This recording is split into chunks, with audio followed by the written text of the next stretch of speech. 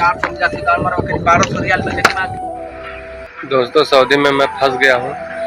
मेरा 1 साल से काम करवा के पैसा नहीं दे रहा था, कुछ समझ में नहीं आ रहा मैं क्या करूँ। दोस्तों मैं जंगल में आके फंस गया हूँ। कंपनी की टोपी की सब में पहन के चला आया हूँ जंगल में। ये वीडियो ज़्यादा से ज़्यादा शेयर करें भाई लोग प्लीज़। भाई देखिए, जब भी मैं वीडियो बनाता हूं तो मैं बार बार कहता हूं कि जब भी आप इंडिया से या किसी भी होम कंट्री से अगर आप विदेश जा रहे हैं तो बहुत सोच समझ के जाइए। कोई क्लाइंट है या कोई ऑफिस वाला है या कोई रिश्तेदार है या कोई दोस्त है, किसी के भी भरोसे मत रहिए। एक बार अपना माइंड ज़रूर लगाइएगा, क्योंकि देखिए भाई, आप किसी के भी भरोसे रहें और कल को आप फंस गए तो भाई देखिए, निकालने वाला कोई नहीं है। सब बुरा वक्त आने पर हाथ पीछे खींच लेते हैं। तो ये भाई आपने वीडियो देखी होगी बहुत ध्यान से, और इस वीडियो में साफ साफ ये जाहिर है कि भाई फंस गए और रिक्वेस्ट कर रहे हैं हाथ जोड़ के कि मुझे यहाँ से निकाल लो किसी भी तरीके से। देख लो भाई, वीडियो में साफ साफ भाई बता रहा है कि मैं जंगल में आके फंस गया हूँ, और इसलिए फंस गया हूँ क्योंकि बंदा जो है बहुत कम सैलरी में, यानी कि 1200 रियाल सैलरी में बंदा काम करा रहा है। जो उनका मुदीर है, जो अरबी है, यानी कि 24-25 हज़ार रुपये इंडिया के बनते हैं 1200 रियाल के। इतनी कम सैलरी में भाई देख लो कितना हार्ड वर्क कर रहा है। और जब इंडिया से एजेंट वाला भेजता है तो सीधा बोलता है भाई टिकट फ्री, खाना फ्री, रहना फ्री। इंडिया का आप 50,000 बचा लोगे, 60,000 बचा लोगे, और ओवर टाइम मिलेगा। मतलब भाई सारी खूबियाँ भी बता देगा तुम्हें ए से लेके जेड तक, और उसमें कोई कमी नहीं होगी। बस यही सुन के जो है आदमी पागल हो जाता है और बिना चेक किए आंख बंद करके विश्वास कर लेता है। और उस विश्वास का नतीजा आप साफ साफ देख सकते हैं इस वीडियो में। भारत सरकार से भाई बार बार रिक्वेस्ट कर रहा है बंदा आने के लिए। अब बताइए कौन इस भाई की मदद करेगा? अब इसका परिवार है, बीवी बच्चे हैं, कौन देखेगा बताइए? अब यहाँ खाने को, रहने को, इंसान की ज़िंदगी, आप सारी चीज़ें सोच सकते हैं। भाई बंदा जंगल में फंसा हुआ, कैसे कोई इसकी हेल्प करेगा बताओ इस बंदे की?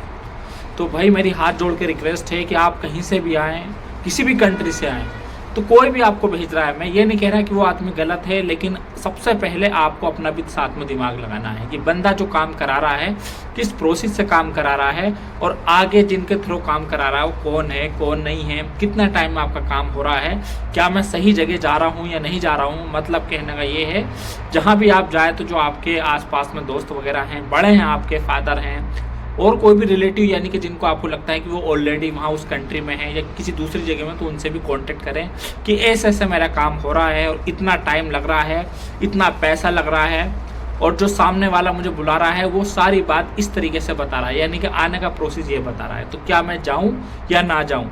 और दूसरी जगह ये है कि जहाँ भी आप जा रहे हैं, अगर वहाँ कोई आपका दोस्त है, रिलेटिव है या और कोई है, और हो सकता है कि वहाँ से उस चीज़ की जगह जानकारी मिल सके जहाँ आप जा रहे हैं, तो आप जानकारी जुटाने की कोशिश करें। कहने का मतलब ये है कि भाई विदेश में आकर आप 1 लाख कमा लो, इंडिया में आप 10,000 कमा लो, फंसने से अच्छा है थोड़ा कमाओ, सुखी रहो अगर आप इंडिया में हो। कहने का मतलब ये है कि आप विदेश जाओ, कहीं भी जाओ, जाने में कोई बुराई नहीं है, लेकिन भाई सबसे पहले ये है, सबसे पहले क्रॉस वेरिफिकेशन है, चेक है, अच्छे तरीके से चेक पड़ताल करके आप जाएंगे तो कोई मुश्किल नहीं है। क्योंकि देखिए जल्दीबाजी का काम शैतान का, अगर आप जल्दीबाजी में कहीं निकल गए तो आपका पैसा भी फंसेगा, टाइम भी फंसेगा, और आप तो परेशान होंगे ही होंगे। सबसे बड़ी बात यह है कि देखिए आपका परिवार, आपके सुखी और ना सुखी होने से सीधा और सीधा फर्क आपके परिवार को पड़ेगा। भाई किसी को फर्क नहीं पड़ेगा, सब अपना टाइम से 2 रोटी खा रहे हैं, पैर फैला के सो रहे हैं, सिर्फ और सिर्फ फर्क पड़ेगा आपके परिवार को। अब देख लो भाई, आपकी एक ज़िंदगी की वजह से कितनी ज़िंदगी खतरे में पड़ जाएंगी। तो भाई मेरी हाथ जोड़ के रिक्वेस्ट ये है कि कहीं भी जाए बहुत सोच समझ के जाएं। जो एग्रीमेंट पर साइन होता है उसे आंख खोल के साइन करें कि जितनी सैलरी आपको बताई गई थी उतनी ही सैलरी इसमें लिखी हुई है या नहीं लिखी हुई है। और एक चीज़ और भी है भाई, वहाँ से जिस कंट्री में आप जा रहे हैं, यानी कि कुवैत है, सऊदी है, किसी भी कंट्री में जाए तो यहाँ आने के बाद एग्रीमेंट अलग होता है, तो वहीं इंडिया में क्लियर करें कि वहाँ जाने के बाद क्या दूसरा एग्रीमेंट होगा या नहीं होगा, और उस एग्रीमेंट में अगर सैलरी मुझे चेंज मिली तो क्या स्टेप होगा, क्या कदम उठाऊंगा। तो बस भाई आज की वीडियो में देखिए इतना ही बताना था। आपका कोई क्वेश्चन है, सवाल है तो मुझे कमेंट करके बताइएगा, ठीक है भाई। तो आज की वीडियो में इतना ही। वीडियो थोड़ी भी अच्छी लगी तो वीडियो को लाइक और चैनल को सब्सक्राइब कीजिए। Thank you for watching.